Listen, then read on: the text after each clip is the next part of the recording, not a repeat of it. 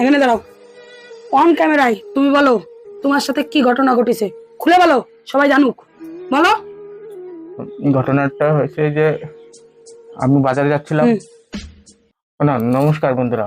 ঘটনা হয়েছে যে আজকে বিকালবেলা বাজারে গেছিলাম। তা আমার বউ একটা শাড়ির দোকানে ঢুকেছিল।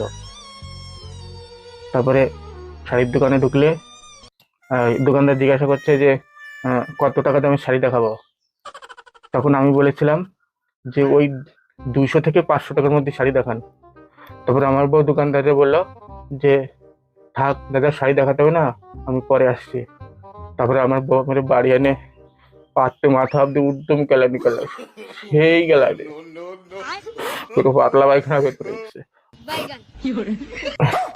তা এখন সবাই এই কথা বলতে চাই যে তোমরা তোমাকে বউকে নিয়ে বাজারে গেলি পারে ওই শাড়ি